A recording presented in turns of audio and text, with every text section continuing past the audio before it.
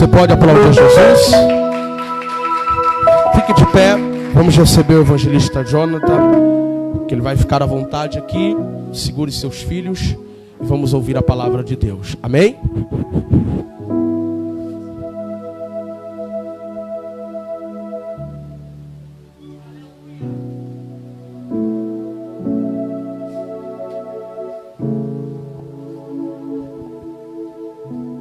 Meus irmãos, a paz do Senhor. De pé como já estamos, pega a sua Bíblia comigo, por gentileza. Abra no segundo livro da Bíblia Sagrada, livro do Êxodo, capítulo 25. Êxodo, capítulo 25, a partir do versículo de número 10. Enquanto você procura o texto sagrado, eu quero desde já aqui agradecer primeiramente a Deus essa oportunidade. Eu trago aqui a paz do meu pastor, o pastor Carlos Augusto, tá bom? Enquanto eu vou estar aqui cultuando com vocês, está tendo culto na minha congregação, e eu trago a paz dele aqui, amém? Amém. Quero aqui agradecer também a pessoa do pastor Everton Holanda, tá bom? Obrigado, viu, pastor, pelo convite. Agradeço o senhor, a sua esposa, que sempre tem me abrido a porta para estar aqui com vocês. Obrigado, viu? Eu me sinto feliz de estar aqui sempre com o Esteves, né? Daniel Esteves, esse menino bonitão. Eu costumo dizer que ele não faz melodia no teclado, ele faz o teclado cantar. Obrigado, viu, mano? Deus te abençoe. O Ismael também, esse gordinho toca muito. Obrigado, viu, mano? Samuel Souza também, que está aqui. Obrigado, viu? Deus abençoe a todos. Livro do Êxodo, capítulo 25, versículo de número 10. Quem achou o texto diz amém. O texto diz assim: e farão uma arca de madeira de acácia, 2 côvados e meio será o seu comprimento, e 1 côvado e meio a sua largura, e 1 côvado e meio sua altura. E revestirás de ouro puro por dentro e por fora, e as revestirá. E farás sobre ela uma coroa de ouro ao redor. Versículo de número 16. E colocarás na arca do testemunho que eu te darei. E você diz amém. Antes de você sentar, eu quero que você procure 3 crentes bem bonitos e pentecostais. Quantos crentes? 3. Jonathan, ele não é bonito, então no mínimo procure quem é pentecostal, porque se não for nem bonito nem pentecostal, tá mal. É por isso que sempre quando eu falo isso, o pastor sempre me procura. Tá bom? E você vai liberar uma palavra profética para esse crente, e a palavra profética que você vai liberar é: Deus vai investir em você. Então no mínimo, quando essa pessoa receber essa palavra profética, vai reagir de um jeito bem feliz, porque você não vai estar profetizando que é o pastor que vai investir, que sou eu, que é o músico, mas é Deus. Então levante o dedinho assim aos céus, por gentileza. Levante o dedo aos céus. Gente, só procura quem for bonito e pentecostal. Se você vê que esse crente que está do seu lado está com desânimo, cara de necrotério, não olhe para ele não, tá bom? 1, 2, 3. Profetize para 3 pessoas. Profetize.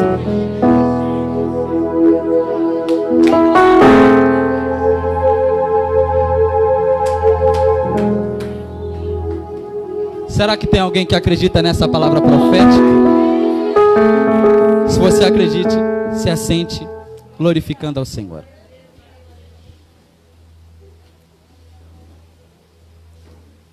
Queridos santos de Deus, eu só estou iniciando esta campanha. Só quero falar do começo do tema. Do capítulo de número 25. Vai falar acerca de um projeto que Deus tem, de um planejamento que Deus cria. Em Êxodo capítulo 25, vai falar acerca de uma arquitetura, de uma visão que Deus dá a Moisés. E para que você entenda O livro do Êxodo, ele foi escrito por Moisés. A história de Moisés, ela começa no capítulo de número 2 do livro do Êxodo.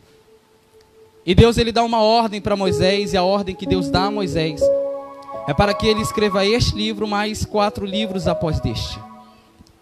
Moisés, o hebreu, então, ele vai escrever o seu primeiro livro de sua autoria, que é o livro do Gênesis, que é Bereshit no hebraico. Moisés, ele escreve este livro que lemos, que é Shemot no hebraico. Não terminando aí, Moisés, ele continua escrevendo seus livros, livro de Levítico, Vaikra no hebraico. Ele escreve o livro de Números, Bed-Mibar. E ele termina escrevendo o seu último livro, sua última autoria, que é o livro de Deuteronômio, Devarim. O que me chama a atenção, gente, é que falar de planejamento é um assunto normal. Falar de planejamento é um assunto necessário para as nossas vidas.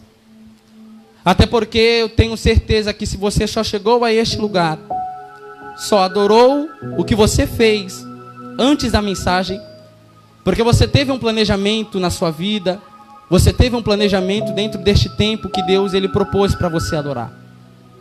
Falar de planejamento é falar acerca de atitude. Falar de planejamento é falar de previsão do futuro. Tem alguém que está no culto como esse e está dizendo: o pregador, é verdade. Eu só cheguei nesse culto porque eu tive um planejamento, eu tive uma arquitetura. E a minha arquitetura, o meu planejamento foi que quando deu 17 horas, eu fiz o almoço para o marido, arrumei a casa, deixei tudo pronto, para que quando eu chegasse à igreja, meu marido, ele não ficasse de nada em falta dentro de casa, e quando eu chegasse em casa, ele não teria motivo algum para reclamar. E esse foi o seu planejamento. Então, quando a gente fala de planejamento, a gente fala de arquitetar futuro. Só que o que me chama a atenção é que o planejamento, ele tem o poder de conseguir vocacionar a nossa vida para uma felicidade. Mas a falta do planejamento também tem o poder de decair a nossa vida e trazer uma frustração ou pré-frustração para a nossa história. Quando eu falo de planejamento, tem alguém que está num culto como esse e está dizendo: o pregador, é verdade. Quando você fala de planejamento, automaticamente eu vou lembrar de 10, 15 anos atrás, e eu vou me lembrar que a falta do planejamento que eu tive fez eu me frustrar. E pregador, qual foi essa falta de planejamento? A falta de planejamento que eu tive, pregador, é que 10, 15 anos atrás eu não estava neste local, eu não estava em um ambiente como esse.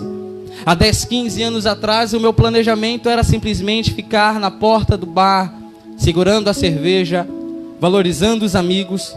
Deixei mulher em casa, deixei filhos em casa. Eu chegava ainda do bar, brigava com a esposa, e a falta de planejamento correto que você teve fez ter uma consequência. A consequência que você teve foi de perder a família. A esposa brigou com você, separou de você, você perdeu os filhos, chegou nesse culto e você é frustrado por um passado mal organizado na sua vida. E o que foi que cometeu isso foi a sua falta de planejamento. Tem outras pessoas que chegaram no culto como esse e estão dizendo: pregador, eu só vivo a crise que eu vivo, a miséria que eu estou, pela falta de planejamento que eu tive na minha infância. Em vez do meu planejamento ser estudando, fazendo concurso, aproveitando a juventude, eu preferia sair com as amigas, eu preferia simplesmente bater perna com os meus colegas, e nunca vocacionei o meu futuro para algo melhor. Consequência como esta, você se encontra com um futuro frustrado pelo mau planejamento que você teve. Quando eu falo de planejamento, outras pessoas que estão no culto como esse estão dizendo: pregador, quando você fala de planejamento, automaticamente eu não me entristeço por isso, mas automaticamente eu vou me lembrar que o meu filho nasceu, e nasceu com falta de planejamento. Eu e ele passamos necessidade que não tinha o porquê passar. Só que o meu instinto juvenil, as minhas vontades e os meus desejos falaram mais alto do que as consequências que eu poderia ter. Consequência como essa: você ainda na sua infância engravidou, foi expulsa de casa, brigou com a família, o marido te deixou e você teve que criar os seus filhos sozinha. E o que foi que gerou isso? A falta de planejamento. Mas quando eu falo de planejamento, eu não falo somente de frustração. Quando eu falo de planejamento, automaticamente eu vou me lembrar de felicidade, porque dependendo do planejamento que você tem, ele te traz uma alegria. Tem alguém que está no culto como esse e está dizendo: pregador, quando você fala de planejamento, automaticamente eu vou me lembrar do casamento que eu tenho. E eu só estou casado por um planejamento que eu tive. Ah, pregador, eu lembro que eu nem namorava ela. Eu lembro que eu nem gostava dela, mas de repente eu olhei e bateu amor à primeira vista. Uau! E você então começou a orar com ela, ganhou o pastor, ganhou a mãe dela, ganhou a sogra. Decidiu namorar e você foi investindo no planejamento que você tinha. E você, em horas de madrugada, você ligava para ela e dizia: minha fofa, meu chuchu, minha nega. E este foi o seu planejamento. Seu planejamento não concluído, você noivou. E não termina por aí. Quando você noivou, você teve que fazer no planejamento. Você cortou algumas coisas econômicas, algumas dívidas teve que se atrasar para você resolver o seu noivado. Você juntou o dinheiro para conseguir comprar o terreno. Você chegou ao casamento, tem a família que tem. Você sorriu que sorrir pelo bom planejamento que você tem. Quando eu falo de planejamento, automaticamente eu vou me lembrar também da história de Moisés, que começa no capítulo de número 2 do livro do Êxodo. Quem me ouve diz amém. Moisés, então, o texto diz que ele sai do Egito porque ele matou um egípcio que estava ferindo um hebreu. Mas esse não foi um planejamento correto que Moisés teve, foi um impulso. Quem lê um pouco da Bíblia sabe que no capítulo 2, Moisés ele vê um hebreu sendo ferido por um egípcio. Automaticamente ele vai e mata o egípcio, não conta para a família, enterra na areia. E este foi a falta de planejamento que ele não queria ter. Ele matou, saiu fugido do Egito. Alguém olhou para Moisés e diz: Moisés, essa sua falta de planejamento te tornou um assassino. Essa falta de planejamento te tornou alguém frustrado. Essa falta de planejamento te tornou alguém que já não tem mais vontade de sorrir. O texto diz que no capítulo 3, Moisés, então, a sua conversão, ele sobe em um monte chamado Monte Horebe. Quando ele sobe nesse monte, o texto diz que ele, entrando em uma caverna, ele tem uma visão. E a visão que Moisés tem é de uma sarça, que ela pega fogo. Só que no versículo 2 do capítulo 3 do Êxodo diz que a sarça pega fogo, mas ela não é consumida pelo fogo que ela acende. A primeira coisa que eu noto na vida de Moisés é que no capítulo 2 começa a falta de planejamento de Moisés. E a segunda coisa que eu vejo aqui no capítulo 3 do Êxodo é o planejamento de Deus para com a vida de Moisés. Deus decide marcar a vida de Moisés mostrando uma visão. O texto diz então no capítulo 3, no versículo 2, que Moisés ele vê a sarça pega fogo, mas a sarça não é consumida pelo fogo que ela se tem. Eu já vi gente pregando dizendo que Deus marcou o ministério de Moisés pelo fogo que Moisés viu. Isso é mentira. Eu já vi gente dizendo que Moisés ele ficou cativado pelo fogo que ele viu no meio do arbusto seco. Isso é mentira. Uma coisa que Moisés estava acostumado na época da Palestina era enxergar arbusto seco pegar fogo. Uma coisa que Moisés estava acostumado a enxergar era galho seco pegar fogo. Quem conhece um pouco de Bíblia sabe que ainda na época da Palestina o sol ele era tão quente, mas tão caloroso, que todo galho seco jogado à terra do deserto pelo calor do sol fazia o graveto ou o arbusto entrar em combustão e ele pegava fogo. Então era mais ou menos assim: Moisés passava pelo deserto, o arbusto pegava fogo. Só que quando Moisés voltava do deserto, o arbusto não existia mais, mas existia uma palavra chamada cinzas. Olha para o crente bem bonito que estiver do seu lado e diga: cinzas. Moisés ia para o deserto, tinha arbusto pegando fogo. Moisés voltava, restava cinzas. Moisés ia, tinha arbusto pegando fogo, mas Moisés voltava, tinha cinzas. No capítulo 3, Moisés ele sobe ao monte, tem a visão, e o texto diz que esta sarça, este arbusto, é diferente da sarça do deserto. E qual é a diferença da sarça do monte para a sarça do deserto? É que a sarça do deserto é uma sarça que ela pega fogo e em 5 minutos se apaga. E não contente com isso, ainda deixa o vestígio de cinzas. E a sarça do monte é uma sarça que ela pega fogo, mas ela não é consumida pelo fogo que ela se tem. Eu imagino Moisés planejando toda a visão que ele tem, e ele dizendo: eu estou acostumado a enxergar sarça pegar fogo. Daqui 10 minutos o fogo apaga, 10 minutos se passam, a sarça continua pegando fogo. Eu imagino Moisés coçando a cabeça dizendo: esse meu planejamento está errado. Daqui 20 minutos esse fogo termina. Eu imagino os 20 minutos se passando e a sarça continuando pegando fogo. Jonathan, me explica isso aqui e eu te explico. Primeiro, Deus não queria marcar o ministério de Moisés e a chamada de Moisés por um ministério chamado de cinzas. Deus queria marcar a vida de Moisés com fogo e estrutura. Qual é a diferença da sarça do deserto e da sarça do monte? É que a sarça do deserto é uma sarça que não tem estrutura para suportar o fogo que ela se teve. E a sarça do monte é uma sarça que o fogo entra em combustão, mas o fogo não termina. E aqui que está o detalhe de Êxodo capítulo de número 3. É que o que cativa Deus nunca foi a quantidade de fogo que a gente mostra. O que cativa Deus é uma palavra que a gente carrega no nosso coração, chamada resistência. É por isso que eu não me cativo quando eu vejo pessoas, amigos meus, que vêm, tomam a tribuna e ele prega, e ele mostra a quantidade de fogo que ele tem dentro do peito e transparece para a igreja. Eu não me cativo particularmente. Eu não me cativo quando eu vejo que vem pessoas, pula, roda, e ele mostra a quantidade de fogo que ele tem dentro de si. E o que é que te cativa, Jonathan? A única coisa que me cativa numa pessoa é a resistência do fogo que ele acende. Quem entender isso aqui vai pegar o que eu estou querendo pregar. Sabe qual é o nosso problema? A gente está tão preocupado em planejar o tamanho do nosso fogo, que às vezes a gente não se preocupa em planejar a estrutura que a gente tem que ter no meio do fogo que a gente acende.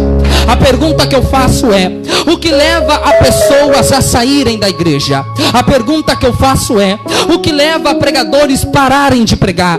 A pergunta que eu faço é: o que leva cantores a se frustrar no meio da tua trajetória? É simples e eu te respondo: a única coisa que leva uma pessoa à frustração, a única coisa que leva uma chamada à frustração, a única coisa que leva um planejamento à frustração é a falta de resistência que ele tem. Jonathan, me explica isso aqui? É claro que eu te explico. O problema da gente é que a gente está tão preocupado em mostrar a quantidade de fogo que a gente tem, que a gente chega num culto como esse e das 19h30 a gente vem no culto, a gente levanta a mão, a gente canta Cassiano, a gente canta Damares, a gente canta Bruna Carla, a gente canta Isadora Pompeio. Só que depois das 22 horas o culto termina e o mesmo fogo que ele acende aqui na igreja não permanece do lado de fora. Não, pregador, é claro que não. E eu te explico por quê. O carro passa com pancadão, ele não repreende, ele não tapa ouvido, ele não diz misericórdia. Quanto mais grave é a batida do funk, mais grave a perna dele vai no movimento com a batida do funk. A pergunta que eu faço é: o que leva pessoas a se frustrarem é quando ele acende a chama na igreja e ele prega hebraico, e ele prega latim, ele fala mais em línguas estranhas do que português, mas depois que o culto termina, o fogo dele não é o mesmo fogo que ele acende do lado de dentro da igreja. Não, pregador, é claro que não vai ter gente que não vai dar glória, mas que é o conselho da glória que melhora. A pergunta que eu faço é: o que leva a igreja a se ferir, a igreja a se frustrar, é quando a igreja vem para o culto, ela canta, ela pula, ela roda, só que o fogo que ela acende na igreja não permanece quando a crise se apresenta na vida dela. O fogo não permanece quando a porta fecha na vida dela. O fogo não permanece quando a falta de elogio permanece na vida dela. E eu vim liberar uma palavra profética só para quem é pentecostal nessa noite.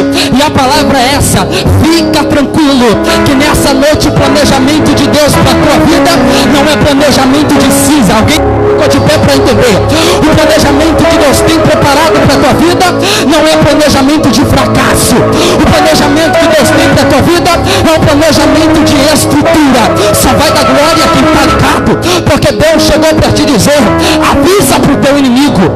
Avisa para Satanás que o ano de 2021 talvez foi um ano que você chegou no culto com a chama pequena, a brasa pequena, e você chegou no culto como esse dizendo: Deus, eu não aguento nem cantar, Deus, eu não aguento nem levantar a mão, Deus, eu não aguento nem falar em línguas estranhas. As dores da alma trancaram a minha alma, as crises que bateram na minha vida estagnaram a minha chamada. Mas Deus chegou para te dizer: pode adorar com propriedade, porque eu não te levantei para mostrar quantidade de fogo, eu te levantei para mostrar qualidade de resistência. Olha, alguém levantou a mão para receber? Eu já vou sair da introdução. Deus chegou para te dizer: avisa para o teu inimigo que o ano de 2021 é o ano que vão te maltratar, o ano de 2021 é o ano que vão te excluir, o ano de 2021 é o ano que vão te deixar de lado, o ano de 2021 é o ano que vão te trair, o ano de 2021 é o ano que você vai vir para o culto querendo oração e vai ter que orar, é o ano que você vai vir para o culto querendo ouvir uma palavra e Deus vai te usar para pregar. Mas avisa para Satanás que o ano de 2021 é o ano que o diabo vai soprar dor, vai soprar frustração, alguém está entendendo? Vai soprar exclusão, mas você vai ter que dizer: a minha estrutura é maior que a chama que eu mostro. Eu não sei o que você veio ouvir nessa noite, mas eu vim te dizer uma verdade, e a verdade é essa: avisa para Satanás que você não é crente movido a fogo, você é crente movido à estrutura. E já que você é crente movido à estrutura, avisa para ele que Salmos 91 verso de número 7 está dentro do teu coração. O que é que acontece? 1000 gente se levanta com fogo de um lado, 10.000 gente se levanta com fogo do outro. No meio do caminho eles param e se frustram, mas você chegou com resistência, dizendo: suportei, suportei, suportei, suportei. Tem alguém entendendo aqui? Pregador, se a minha vida é uma vida marcada de estrutura, o que é que eu tenho a ver com isso? É que se tua vida é marcada como estrutura, avisa para Satanás que Deus já colocou o planejamento de Isaías 54 para a tua vida. Toda ferramenta preparada contra a tua vida não vai prosperar. O pastor está recebendo aqui. Avisa para ele que já que tua vida é marcada de estrutura, deixa a macumbeira bater o teu, deixa ela acender vela vermelha, vela preta, vela rosa, prepara a galinha, separa o sapo. Deus chegou para te dizer: a resistência é maior. Eu vou chegar cortando o caminho, quebrando as portas. Olha aí, se você é crente pentecostal, eu te levanto a levantar a mão esquerda, a levantar a mão direita e liberar a maior glória da noite. Tem muita gente mostrando a quantidade de fogo. Canta na igreja, dança funk do outro lado da rua. Profetiza pra todo mundo, mas quando pisa na rua, usa a língua pra caluniar. Mas avisa pro diabo que tu é o crente desse tipo. Eu vou frustrado, vou chorando, mas eu não largo aquilo que Deus colocou na minha mão. Eu vou angustiado, eu vou triste, mas a resistência é maior. Deixa eu ver se tu tem estrutura. Levante a mão, é o menino adorando. Quem tem estrutura vai liberar a glória. E quem só tem fogo, eu te convido: ganha a estrutura, ganha a estrutura,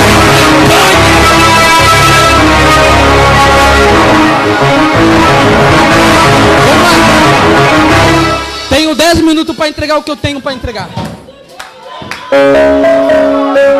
Deus marca o ministério de Moisés com estrutura.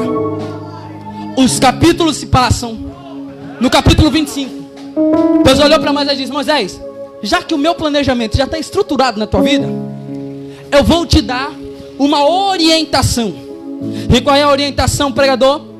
A orientação começa no capítulo de número 25, a partir do versículo 1. Deus manda a Moisés preparar a Arca da Aliança. O texto diz que a Arca da Aliança, na época, é o ícone máximo da presença de Deus. O que me chama a atenção é que a Arca da Aliança, ela também é apelidada como o trono de Deus, ou o estrado dos seus pés. Gente, o que me chama a atenção é que dentro dessa arca guardava 2 tábuas da lei, a vara de Arão e o vaso de maná. O que me chama muita atenção é que Deus ainda dá descrição para Moisés. E diz: Moisés, constrói 2 côvados e meio, diz altura, que dá mais ou menos 1,10 m. Deus diz: Moisés, constrói de 1 côvado e meio a sua largura e a sua altura. Presta atenção que é 1 côvado e meio de largura e altura, só que de comprimento é 2 côvados e meio. A pergunta que eu fiz é: por que Deus mandou fazer largura e altura a mesma medida? É porque uma coisa que Deus ama trabalhar na vida de quem é planejado de estrutura é uma palavra, na verdade uma frase, chamada mesma medida. O nosso maior problema é que a gente quer ter planejamento da parte de Deus, mas a gente não tem a mesma medida que Deus tem com a gente.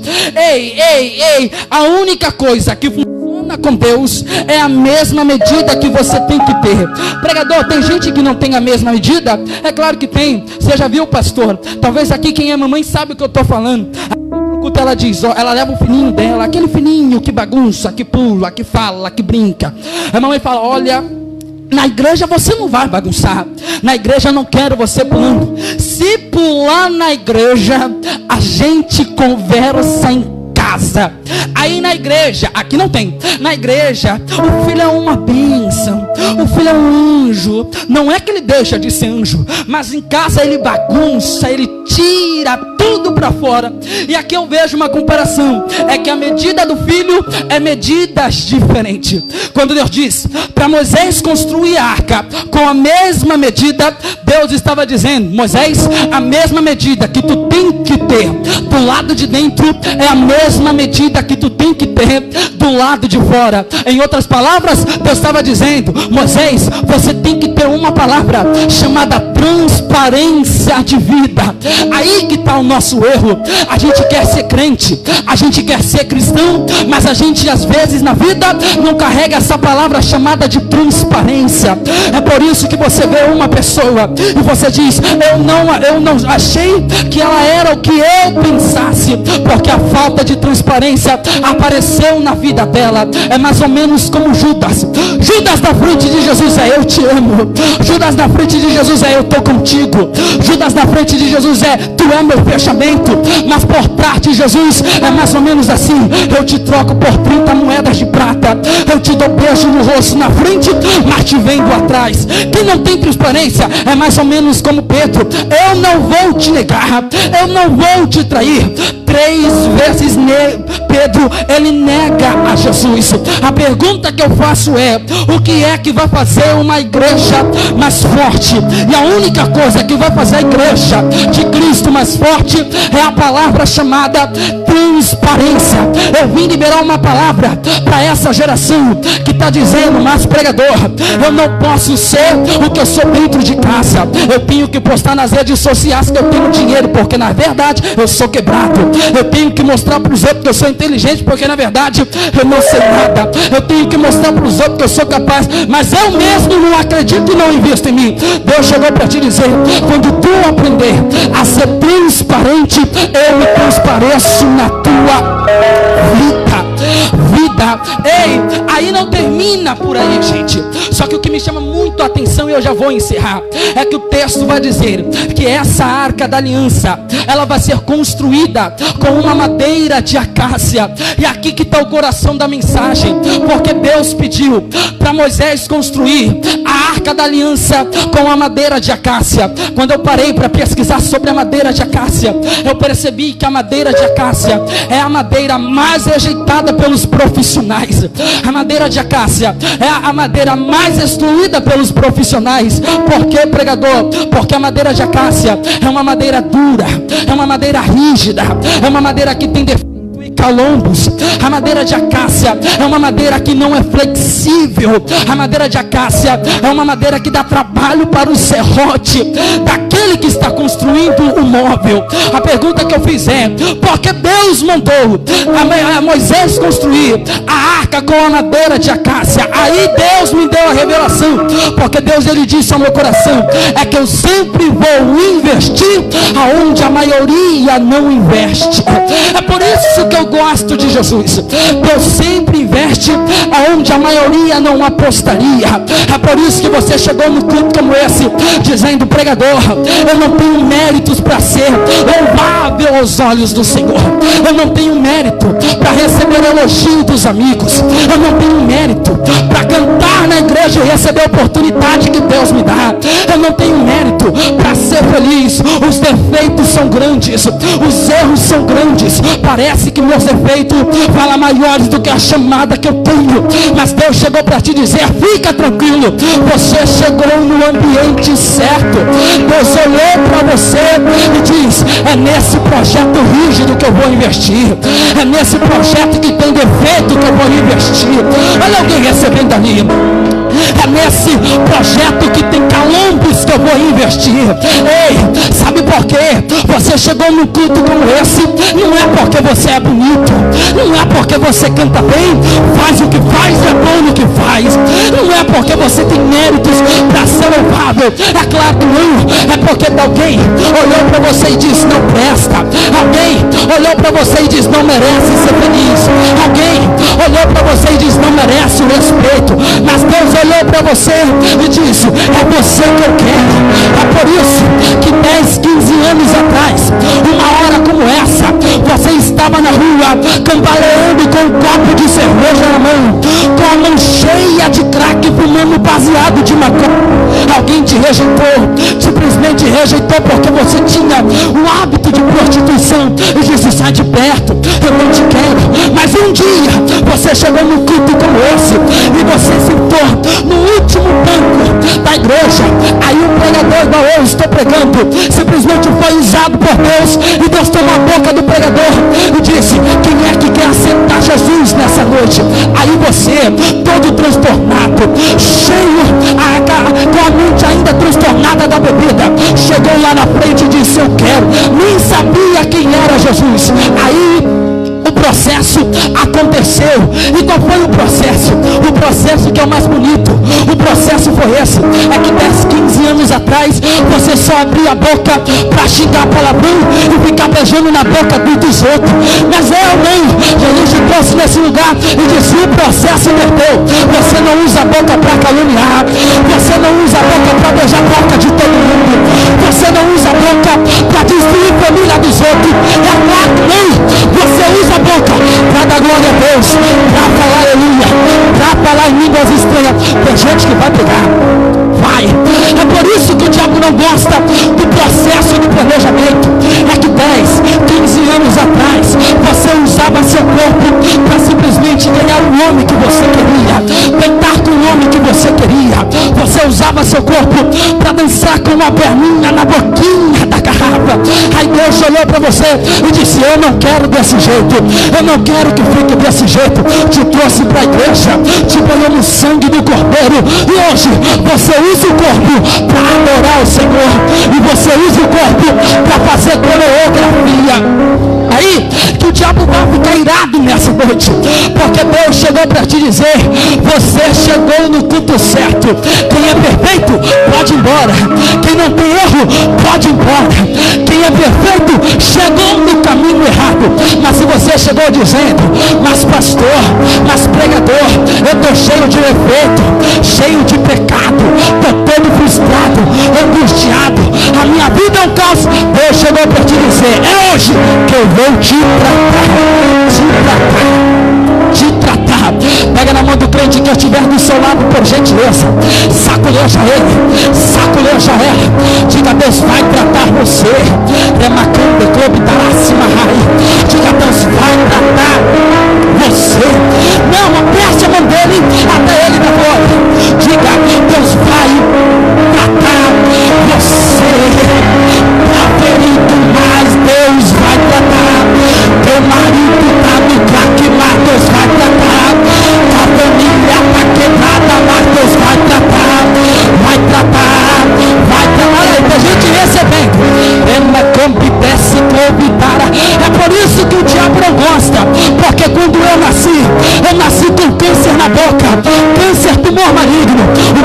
olhou para mim, querido, e disse: ele não vai virar até os 6 anos de idade. Ele vai ter que tirar o tumor da sua boca, e se tirar o tumor, pode voltar. É por isso que eu gosto de Jesus. Eu cheguei naquele hospital, eu fiz os exames estava comprovado câncer na boca. O tempo passou, eu aprendi a simplesmente a ser levado na igreja, porque minha mãe levava. O tempo foi passando, não precisei fazer uma cirurgia. Naquele mesmo hospital que eu fiz o diagnóstico, o mesmo médico não havia se aposentado.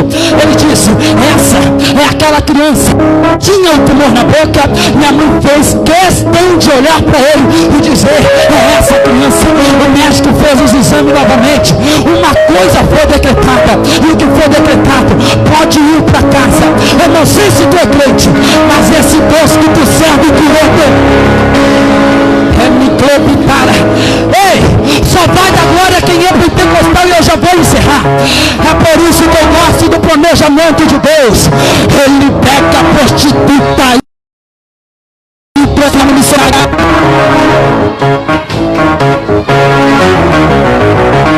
Pega o traficante e transforma em pregador. Aquele que está caído, Deus exalta, Deus levanta, Deus transforma. Olhe para o crente que estiver do seu lado, diga: é você, é você, é você. Deus vai restaurar, Deus vai usar, Deus vai renovar, Deus vai batizar. Deus vai renovar, Deus vai restaurar. Eu te convido, se você é pentecostal, levante aí, faz alguma coisa. Eu vou te dar 1 minuto para sofrer o processo de Deus.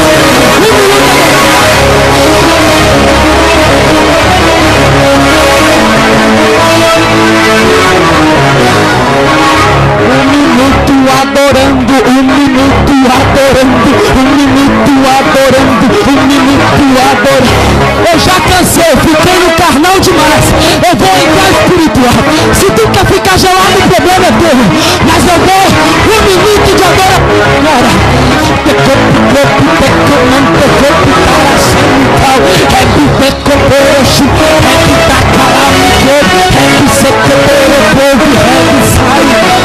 Deus vai renovar, Deus vai restaurar, vai abrir a porta e entrar aonde não existe parede. É aí, Daniel, que tem gente que se frustra. Tem gente, pastor, que só sabe passar o processo do planejamento quando está com o microfone na mão. Diz: se eu não pegar o microfone, as coisas não acontecem. Se eu não cantar, a presença não desce. Então fica tranquilo, se tu quiser, o meu microfone está aqui no altar. Eu sei que eu vou adorar.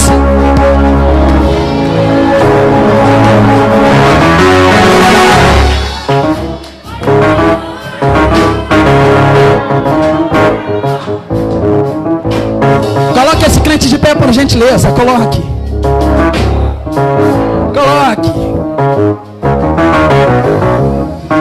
Deus trata a madeira de acácia, Deus lixa a madeira de acácia, deixa a madeira bem rígida, transformada. Aí alguém olha para a madeira e diz: rapaz, não é que dessa madeira conseguiu fazer uma coisa boa, não é que dessa madeira saiu alguma coisa. É assim que alguém vai ter que olhar para você e vai ter que dizer: rapaz, não é que Deus exaltou, que Deus fez. Deus usou essa matéria ruim e transformou em uma matéria boa. E mais, é o maior ícone da presença de Deus. Eu já dei meu horário, mas eu quero te dar 5 minutos. Quantos minutos? Quantos minutos? Ah, fala com graça. Quantos minutos? Uau! 5 minutos. 5 minutos não é o tempo nem da gente ficar no Facebook cuidando a vida dos outros.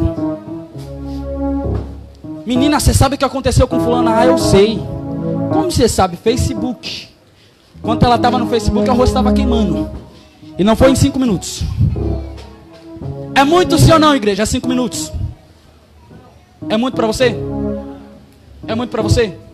Eu sei que eu passei 5 minutos, pastor. É muito para você? 5 minutos é muito ou é pouco? Ah, para, tu não gosta não. É muito ou é pouco? Então vou te dar a oportunidade, nessa noite, de você fazer o seu planejamento em 5 minutos. Tem gente que passa a vida toda se planejando e não tem sucesso algum. É por isso que eu gosto de Jesus. Se a gente aproveitar 5 minutos da nossa vida, Deus faz o melhor planejamento da nossa história. E como é que vai funcionar? Eu vou deixar o microfone no altar. E eu vou te dar a oportunidade de você planejar a sua vida agora, dentre esses 5 minutos. E como é que vai funcionar, pregador? Eu costumo chamar de 5 minutos da oportunidade. Nesses 5 minutos você vai orar. E a sua oração vai ser: Deus, me faz como uma madeira de acácia. Ainda que ninguém invista em mim, ainda que ninguém enxerga minhas qualidades, ainda que eu tenha os meus 1001 defeitos, Deus todavia investe em mim. E quando você começar a aproveitar os 5 minutos da oportunidade, eu tenho certeza que Deus vai investir pesado na vida de crente aqui. Então eu convido você a pegar na mão desse crente bem bonito, nessa madeira de acácia que está do teu lado, isso. Essa madeira ruim, essa madeira bruta, essa madeira que é inflexível, que ela acha que a dona da razão pegue na mão dela.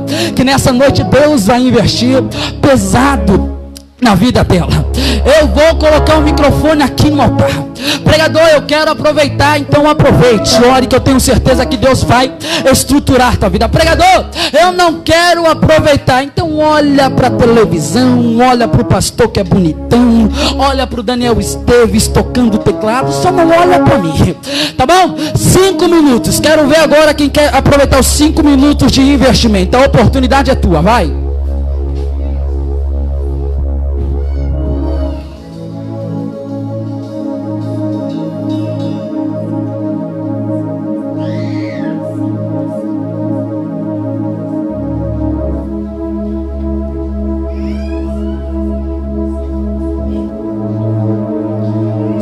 Minutos orando agora. Eu quero ver você aproveitar esses 5 minutos para pedir para Deus te exaltar e te levantar e te lapidar agora. Talvez você começou o seu dia e nem disse bom dia, Espírito Santo. Talvez você começou o dia e nem disse obrigado, Jesus. Mas eu estou te dando a oportunidade agora de você dizer: Deus, investe pesado na minha vida. Eu vou te dar 5 minutos agora, e eu quero te fazer um convite. O convite é esse. Tem pessoas aqui que sabem o básico do inglês, não fala inglês. Tem pessoas aqui que sabem talvez falar o básico do espanhol, não falem espanhol. Eu quero te fazer o convite, se você consegue falar em 5 minutos na língua que o diabo não entende, na língua dos anjos. É 5 minutos orando agora. Ei, segura só um pouquinho de instrumento, porque alguém um dia falou para mim que a igreja só sente a graça de Deus quando tem barulho de bateria. Uma vez alguém falou para mim que a igreja só sente a graça quando tem as teclas do teclado solano. É por isso que eu sou um jovem que acredito na igreja que ora. 5 minutos orando agora. Quero ouvir o barulho da igreja.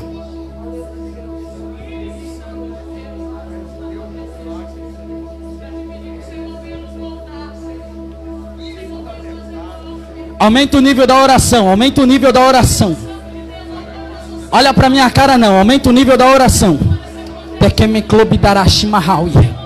Tekeme clube de kibdarashika mahawi de klabaui se de clube achai.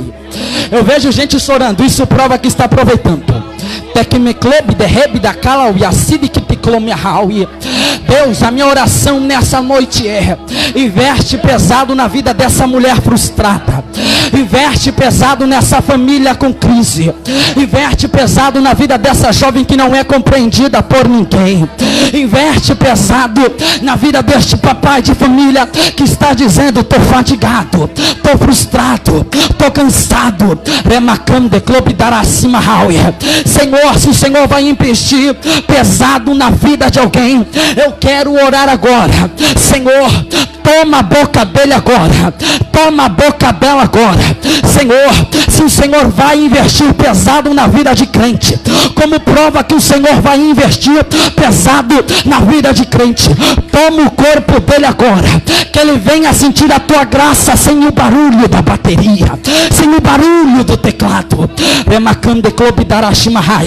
Quem é o crente que vem comigo nesse mover espiritual? Quem é o crente que vem comigo nesse mover espiritual? Eu quero ver quem é o crente que vem comigo nesse mover espiritual. Levante as mãos aos céus assim, por gentileza, de olhos fechados e boca aberta e coração aberto. Agora você adora, porque eu vou profetizar e já vou entregar o microfone. Eu vou entregar. Ei, eu vou profetizar que quando eu contar até 3, você vai sentir o peso do investimento de Deus sobre as tuas mãos. Ei, pregador, para que você vai profetizar isso? É para você entender que você não nasceu para ser uma perdedora. É para você entender que você não nasceu para ser um derrotado. Minha filha, Deus te enxerga quando você chora e ninguém te entende. Deus te enxerga quando ninguém investe em você. Então feche os olhos e abre a boca agora. Eu conto 1 e Deus investe pesado em você. Eu conto 1 e Deus toma a tua boca com o investimento agora. É por isso que eu vejo gente chorando aqui. Eu conto 1 e Deus já toma os vasos agora e vai investir pesado. Eu conto 2 e Deus ele te toma agora. Tira essa frustração do teu coração e diz: mais do que vencedor, é tu mais do que vencedora. É maclovia, rebia, semiclovia, teclovia, raia. Eu conto 2 e 10 e Deus já está tomando os crentes aqui. Olha aí, gente chorando. Eu conto 2 e 20 e Deus já está fazendo um mover espiritual. Se é para chorar, chore. Para se quebrantar, se quebrante. Eu conto 2 e 30 e Deus vai fazer um mover espiritual agora. Recebe essa graça, minha filha. Recebe essa presença, minha filha. Recebe esse renovo, minha filha. Deus chegou para te dizer: o investimento de Deus desce pesado na tua vida. Fecha a mão, por gentileza, e diga: Deus, eu sou madeira de acácia. Diga: Deus, eu sou madeira de acácia. Mas Deus investiu pesado em você. Vem me visitar hoje aqui.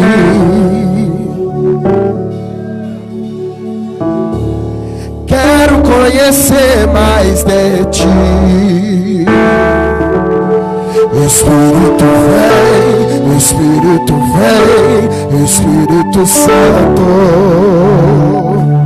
Espírito vem, Espírito vem, Espírito Santo.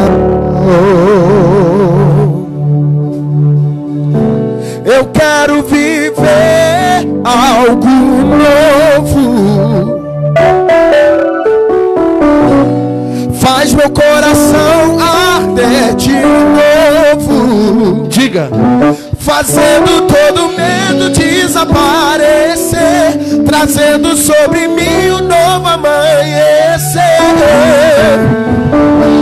Eu quero viver algo novo. Vem me visitar hoje aqui.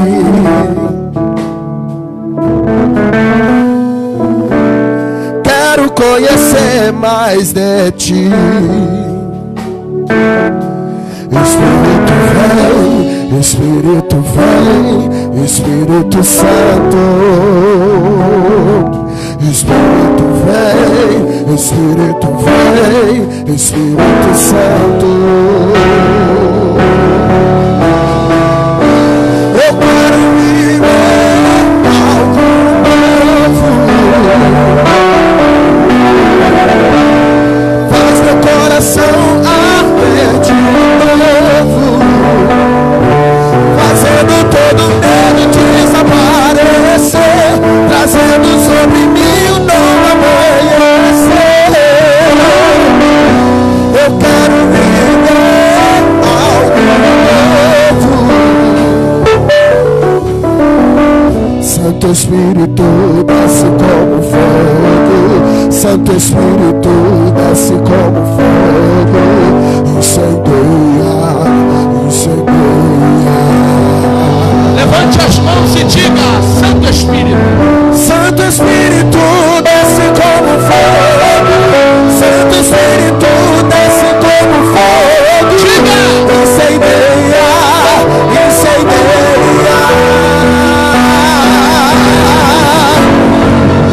Santo Espírito, desce como fogo. Santo Espírito, desce como fogo. Incendeia, incendeia, incendeia, incendeia,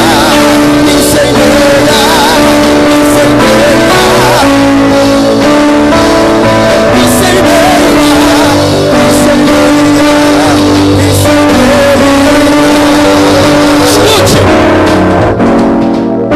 Quantos ouviram esta palavra, diga glória a Deus. Pastor, eu estou afastada de Jesus, eu estou afastado de Jesus. Eu quero retornar para os braços do meu Pai. A oportunidade é agora. Pastor, eu quero que Deus invista em mim pesado.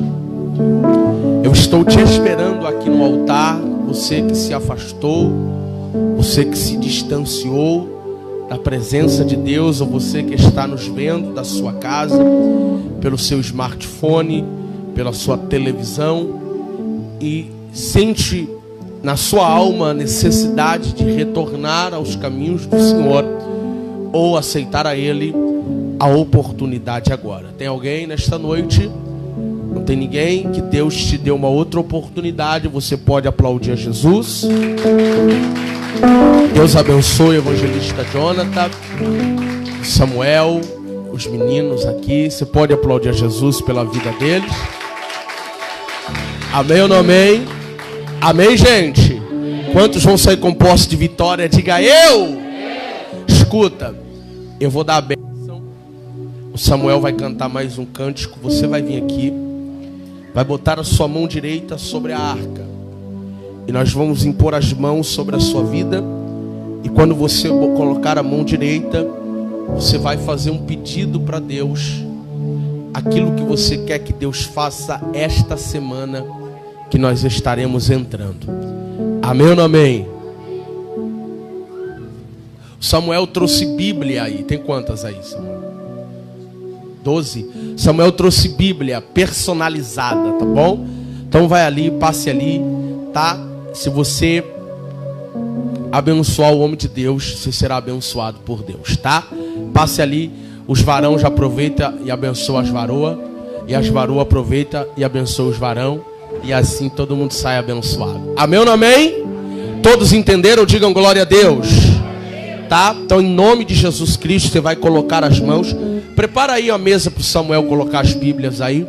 E fica um obreiro aí no esquema. Isto, que ele vai louvar aqui. Aí depois que ele louvar, ele vai aí para fora. Fica aí, obreiro. Você entendeu? Amém ou não amém? Pastor Reginaldo, evangelista Hugo, passe azeite em suas mãos e nas minhas. E quando você vir, vem com um propósito na sua mente. A mão direita, quem sabe qual é a mão direita? Levante a mão direita. Olha, tem gente que ficou em dúvida, ó. Olha lá, nem levantou porque não sabe qual é. É, tá vendo? Olha lá, o outro levantou a esquerda. Oh, meu Deus. Amém, gente? Então você vai vir aqui. Tem recados, pastora? Amanhã tem ensaio das mães de Israel e do exército. Vai começar um propósito aí, as obreiras aí, de 21 dias sem comer pizza. Eita glória. Sem comer besteira. Só de legume. Só legumes. Amém ou não amém? Vai andar de pano de saco também ou tirou isso da cabeça? Vai raspar a cabeça também, né? Vai raspar a cabeça não? Não? Ah, tá bom. Amém, gente? Amém ou não amém? 21 dias só comendo legumes, você aguenta não? Ixi, na hora que vier a picanha, hein? Para, pô, na hora que vier a coxinha. Ah, não resiste, né, Leonora? Não resiste. A Coca-Cola já deu até fome. Então, hoje aproveita você que vai entrar no propósito. Queridos, quero que você dobre a oração muito pela minha vida. A partir de domingo, eu vou estar dirigindo os 2 cultos da Praia Grande e o daqui. Amém ou não amém? Vou começar o culto lá na Praia Grande, os irmãos que estão assistindo, às 17 horas, tá? Às 5 da tarde. E vou encerrar. Valeu, obreiro, é nóis. Leva lá, obreiro. Leva tudo. Terra de Camararai. E vou terminar o culto lá às 18h20. Vai ser 1h20 de culto.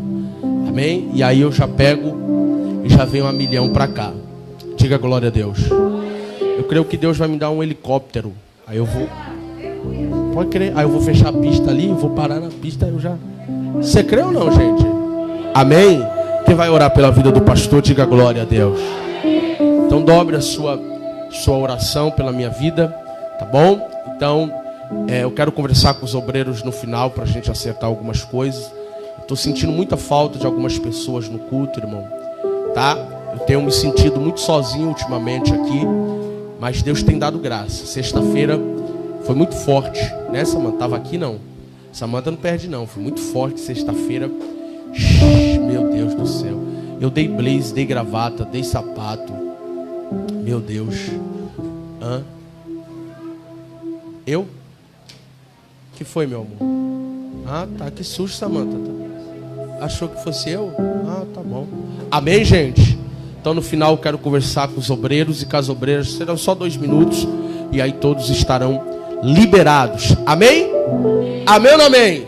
Já era pra você estar no corredor aqui para receber de Deus algo novo aqui, ó. Canta, Samuel. Já era pra você estar aqui, ó. Vamos lá, vamos lá. Fila dupla, arruma as cadeiras, obreiros. Arruma as cadeiras. 2 filas, gente, 2 filas aqui, ó. Uma aqui e outra aqui. Aí você vai tocar de um lado e do outro. Amém? 2 filas, arruma as cadeiras. Assim Deus me formou. Vai que eu vou dar a benção, pastor. 2 filas. Estenda as mãos no sinal de receber. Você que está em casa, muito obrigado. Que o grande amor de Deus, a paz e as doces consolações do amigo Espírito Santo esteja com todos e fique para todo sempre que nós dissemos. Aplauda Jesus, você que está aqui.